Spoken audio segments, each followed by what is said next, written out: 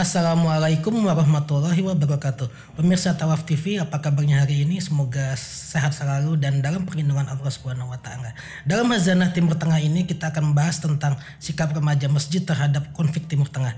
Bersama saya telah hadir Mas Ahmad Arafat Aminullah. Beliau adalah Ketua Umum Pimpinan Pusat Perhimpunan Remaja Masjid Dewan Masjid Indonesia.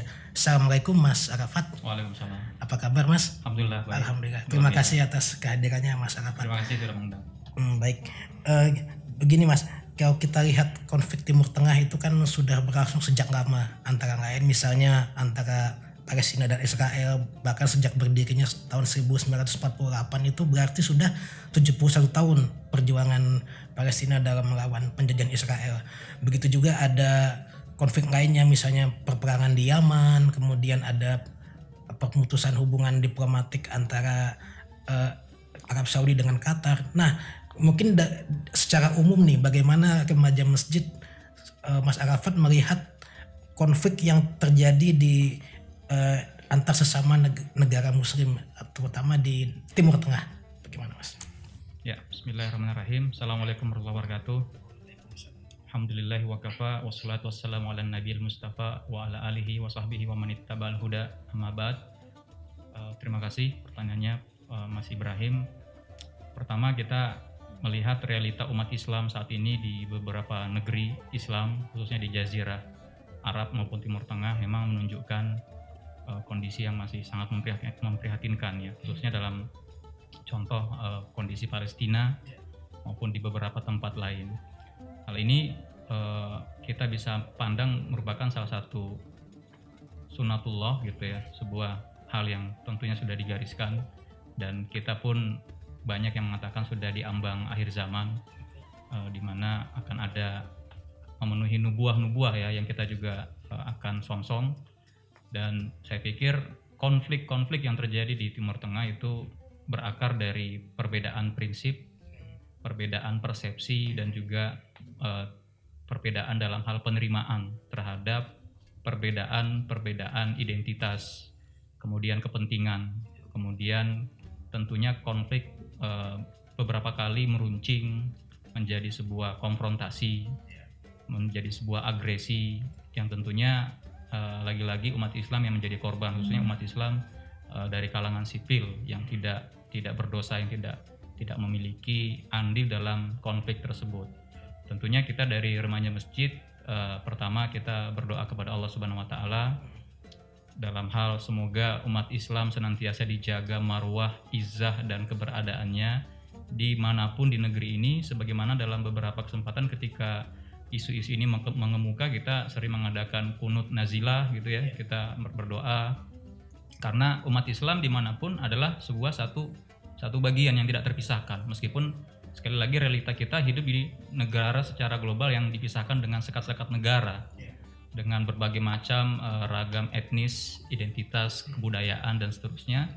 Tapi spiritnya adalah remaja masjid harus menjadi sosok yang terus mengangkat isu-isu ini dalam berbagai forum dan kesempatan, tapi tanpa mengesampingkan nalar kritis ya, untuk menilai, memfilter, dan memutuskan propaganda mana yang benar, mana yang keliru. Karena kita lihat dalam berbagai pemberitaan, apalagi media massa internasional maupun lokal, kadang sangat sering dibumbui dengan propaganda. Nah, ini kadang dalam konteks komunikasi saat ini, sosial media, ini sangat mudah dipelintir, sangat mudah berubah menjadi hoax dan seterusnya. Jadi saya pikir peran utama pemuda saat ini adalah menjadi filter untuk mengemukakan apa fakta-fakta, apa kejadian yang sebenarnya, tanpa harus tergiring dalam opini-opini yang belum tentu benar adanya. Saya pikir demikian. Baik, selain tadi kalau kita lihat kan prinsip Islam itu rahmatan lil alamin ya Mas Arafat, kemudian juga ada ukhuwah Islamiyah, ukhuwah basariyah, ukhuwah watoniyah yang perlu kita bangun terus, termasuk dalam konteks internasional, hubungan antar negara. Berarti ada yang kurang dari umat Islam atau dari khususnya negara-negara di Timur Tengah terhadap 3 prinsip ukhuwah itu, atau seperti apa Mas? Ya, saya melihat pertama lagi-lagi realita umat Islam adalah kita masih memiliki kesenjangan yang sangat besar ya. Ketika kita melihat ada umat Islam di Afrika, benua Afrika, ada umat Islam di benua Asia, ada umat Islam di benua Eropa, masing-masing memiliki karakteristik dan kondisi kekiniannya masing-masing. Nah, dalam hal perbedaan ataupun kesenjangan ini saja, untuk kita menemukan, merasakan sebuah solidaritas umat Islam secara global, secara utuh, ini masih sangat sulit untuk kita wujudkan. Sebagai contoh, ketika kita mendengar sebuah isu mengemuka di sebuah negeri mengenai penindasan umat Islam, kita masih melihat masih banyak bagian dari umat Islam, tidak terkecuali para pemuda, yang bersikap apatis begitu. Bersikap apatis dalam pengertian ini tidak menjadi sesuatu hal yang menyebabkan kegusaran, kerisauan, dan tidak dipandang sebagai sebuah masalah yang menjadi urusan mereka, sehingga dengan demikian itu mendorong mereka untuk menyuarakan, paling tidak mengkritisi apa yang terjadi. Nah, jadi dalam hal konteks ukhuwah tadi, ukhuwah Islamiyah, Wataniyah, dan Basyariyah, tentu kita memaknai Islam ini kan agama yang cinta damai. Ya. Makna Islam sendiri kan keselamatan. Namun kita juga mengetahui bahwasanya Islam dibangun di atas fondasi-fondasi dan prinsip-prinsip yang itu sifatnya jumud gitu ya, tidak berubah. Dalam hal keyakinan maupun toleransi misalnya, ya kita tegas, lakum dinukum waliyadin. Nah, terkadang ketika prinsip ini coba kita ketengahkan, bawa dalam komunitas yang lebih heterogen, tentu kan itu bisa menimbulkan persepsi-persepsi yang kadangkala lagi-lagi itu ditambah dengan bumbu propaganda, itu menjadi sesuatu yang negatif.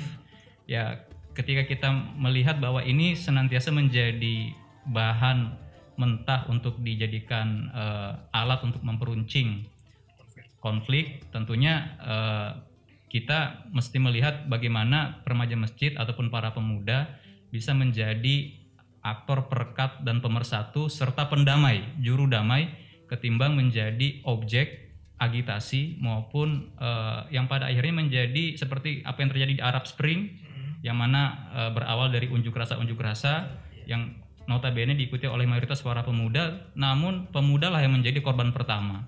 Jadi dalam konteks ukhuwah tadi, saya pikir orientasinya jelas. Kita agama yang penuh dengan rahmat, kasih sayang, menjaga kehormatan dan saling menyayangi. Tapi juga di saat yang bersamaan, inilah tantangannya, bagaimana kita menegakkan prinsip-prinsip agama kita tanpa bersinggungan ataupun tanpa menimbulkan konflik dengan yang berbeda begitu. Baik pemirsa, tadi kita sudah dengarkan ulasan yang sangat komprehensif dari Mas Ahmad Arafat tentang pentingnya ukhuwah Islamiyah, ukhuwah Wataniyah, dan ukhuwah Basyariyah untuk mencegah timbulnya konflik antar negara, apalagi negara yang memiliki mayoritas penduduk muslim dan sesama negara Islam yang tergabung dalam organisasi konferensi Islam.